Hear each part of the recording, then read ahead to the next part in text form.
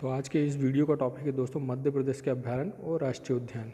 मध्य प्रदेश में स्थित जितने भी अभ्यारण्य और राष्ट्रीय उद्यान हैं उनसे संबंधित जितने भी महत्वपूर्ण तथ्य होंगे वो आज इस वीडियो के माध्यम से मैं आप लोगों के सामने रखूँगा। और एक एक तथ्य को आप एक प्रश्न के रूप में देखें, प्रश्न का उत्तर वो आपको तथ्य के रूप में देखना होगा। और ये सारे के सारे जितने भी तथ्य मैं आप लोगों के सामने रखूँगा ये पिछली कईयों एग्ज़ामों में आपसे व्यापम और एमपी की जो अन्य एग्ज़ाम हुई है जैसे एमपीपीएससी प्री वगैरह जो होती हैं और जो दूसरी अन्य एग्ज़ाम हुई हैं सभी में इन तथ्यों में से एक दो क्वेश्चंस हमेशा हर पेपर में बनते हैं।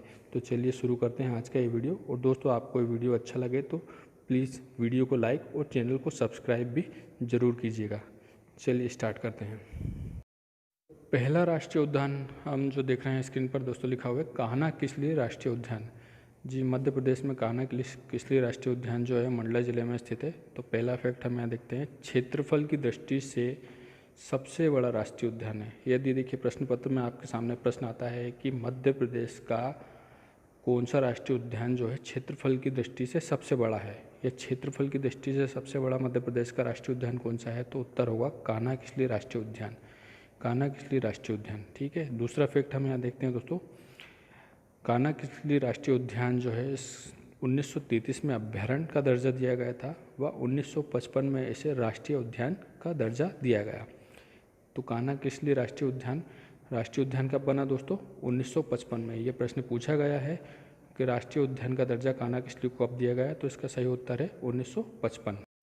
दोस्तों प्रश्न यदि ऐसा बनता है प्रश्न पत्र में कि कान्हा राष्ट्रीय उद्यान जो है वो किस जिले में स्थित है या मध्य प्रदेश में कहाँ अवस्थित है, तो इसका उत्तर होगा कान्हा राष्ट्रीय उद्यान मंडला जिले में स्थित है। कान्हा किसली राष्ट्रीय उद्यान मध्य प्रदेश के मंडला जिले में स्थित है। अगला फैक्ट देखते हैं दोस्तों, हालो व बंजर घाटी कहाँ स्थित है। यदि ये प्रश्न बनता है, इस तरीके से प्रश्न बनता है तो हालो व बंजर घाटी का उत्तर होगा कान्हा किसली राष्ट्रीय उद्यान में ये दोनों ही घाटियाँ स्थित है। हालो व बंजर घाटी कान्हा किसली राष्ट्रीय उद्यान में स्थित है। तो अगला फैक्ट या अगला प्रश्न हम देखते हैं दोस्तों, यदि प्रश्न इस तरीके से आता है कि बारहसिंगा की ब्रेडरी प्रजाति जो होती है वो कहाँ सर्वाधिक मात्रा में पाई जाती है या किस राष्ट्रीय उद्यान में पाई जाती है, तो मध्य प्रदेश स्थित कान्हा किसली में सर्वाधिक ब्रेडरी प्रजाति बारहसिंगा की पाई जाती है। एक बार फिर से देख लें, बारहसिंगा की ब्रेडरी प्रजाति जो है कान्हा किसली में पाई जाती है। दूसरा फैक्ट है, अगला फैक्ट है दोस्तों, कान्हा किसली में हवाई पट्टी स्थित है। तो प्रश्न यदि इस तरीके से बनता है कि मध्य प्रदेश के किस राष्ट्रीय उद्यान में हवाई पट्टी स्थित है, तो आपको आंसर लगाना है कान्हा किसली। कान्हा किसली में हवाई पट्टी स्थित है। अगला फैक्ट है दोस्तों, 1974 में टाइगर प्रोजेक्ट के अंतर्गत इसको शामिल किया गया। तो सीधा सीधा प्रश्न यहाँ बन सकता है दोस्तों कि कान्हा किसली को टाइगर प्रोजेक्ट के अंतर्गत कब शामिल किया गया, तो 1974 इसका आंसर होगा। 1974 के अंदर प्रोजेक्ट टाइगर के अंदर कान्हा किसली को शामिल किया गया है। अगली स्लाइड देखते हैं दोस्तों, माधव राष्ट्रीय उद्यान। तो सारे संबंधित तथ्य जो होंगे वो हम यहाँ देखते हैं इससे संबंधित। माधव राष्ट्रीय उद्यान की स्थापना शिवपुरी में 1958 में की गई थी। तो प्रश्न सीधा बनेगा यहाँ पर दोस्तों, माधव राष्ट्रीय उद्यान किस जिले में स्थित है, उत्तर होगा शिवपुरी। शिवपुरी में माधव राष्ट्रीय उद्यान स्थित है और इसकी स्थापना 1958 में की गई थी। माधव राष्ट्रीय उद्यान की स्थापना 1958 में की गई थी। अगला तथ्य, जॉर्ज केसल नामक भवन माधव राष्ट्रीय उद्यान में स्थित है।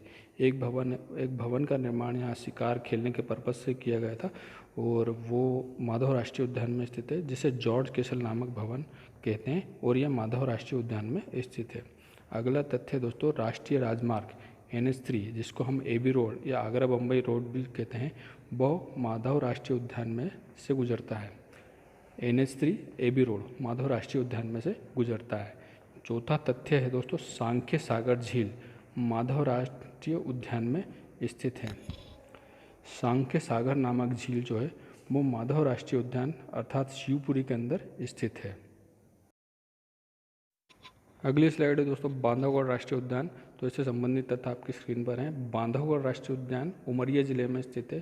प्रश्न ऐसा बनेगा कि कहाँ स्थित है बांधवगढ़ राष्ट्रीय उद्यान, तो उत्तर है बांधवगढ़ राष्ट्रीय उद्यान उमरिया जिले में स्थित है। बांधवगढ़ राष्ट्रीय उद्यान 32 पहाड़ियों से घिरा हुआ है। एक फैक्ट की तरह देख लीजिए दोस्तों इसको, बांधवगढ़ राष्ट्रीय उद्यान जो है 32 छोटी छोटी पहाड़ियाँ जो हैं उससे घिरा हुआ है। तीसरा सबसे महत्वपूर्ण तथ्य यह है कि बांधवगढ़ जो है देश का सर्वाधिक बाघ घनत्व वाला राष्ट्रीय उद्यान है। प्रश्न सीधा बनेगा, देश का सर्वाधिक बाघ घनत्व वाला राष्ट्रीय उद्यान कौन सा है?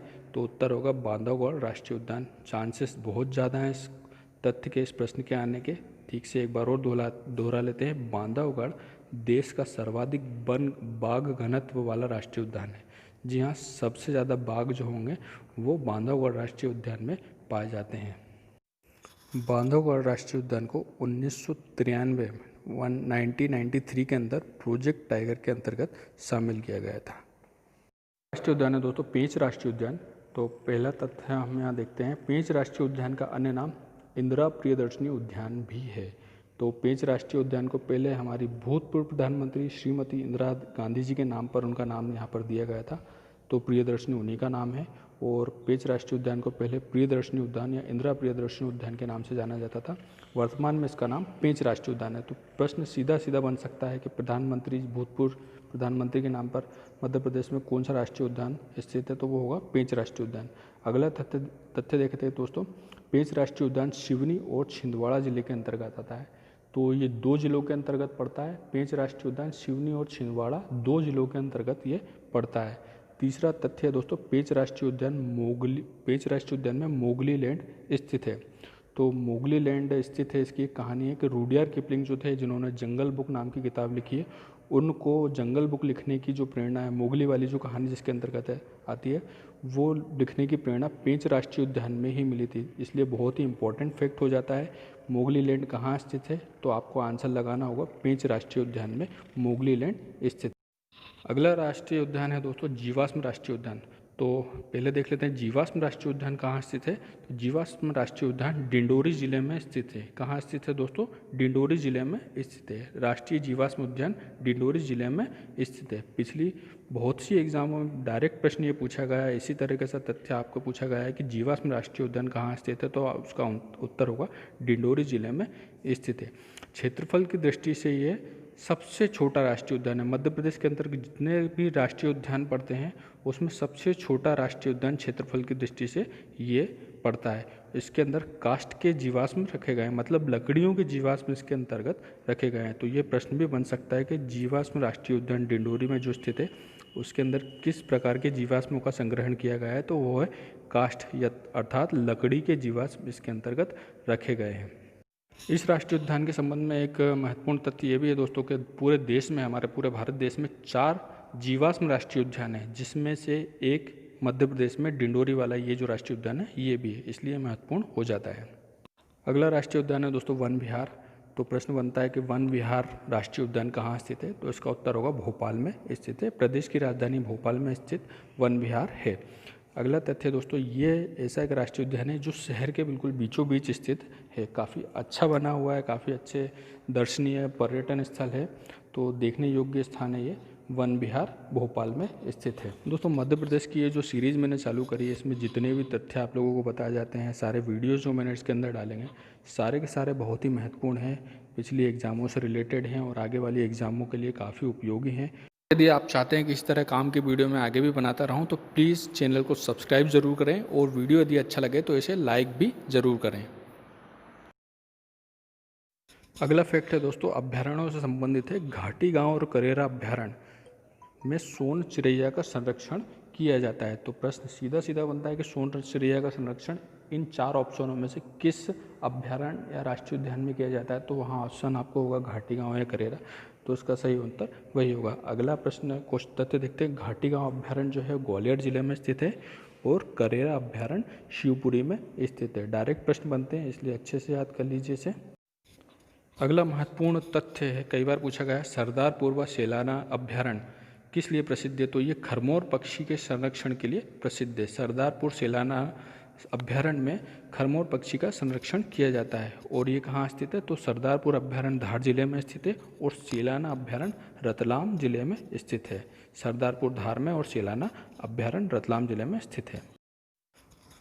अगली स्लाइड देखते हैं दोस्तों। कूनो पालपुर अभ्यारण्य कहाँ स्थित है? तो उत्तर होगा श्योपुर में स्थित है। कूनो पालपुर श्योपुर में स्थित है। पनपठा अभ्यारण्य शहडोल जिले में स्थित है। पनपठा अभ्यारण्य शहडोल जिले में स्थित है। बगदरा अभ्यारण्य सीधी जिले में स्थित है। बगदरा अभ्यारण्य सीधी जिले में स्थित है। बोरी अभ्यारण्य होशंगाबाद जिले में स्थित है। बोरी अभ्यारण्य होशंगाबाद जिले में स्थित है। नोरादेही अभ्यारण्य सागर जिले में स्थित है। नोरादेही अभ्यारण्य सागर जिले में स्थित और ये प्रदेश का सबसे बड़ा अभ्यारण्य है, इसलिए महत्वपूर्ण तथ्य ये। अगला तथ्य देखते हैं, रालामंडल अभ्यारण्य किस जिले में स्थित है, तो वो है इंदौर जिले में स्थित है। रालामंडल इंदौर जिले में स्थित है और ये सबसे छोटा अभ्यारण्य है। सबसे छोटा अभ्यारण्य रालामंडल जो कि इंदौर जिले में स्थित है। अगला तथ्य, संजय डुबरी अभ्यारण्य सीधी जिले में स्थित है। संजय डुबरी अभ्यारण्य सीधी जिले में स्थित है।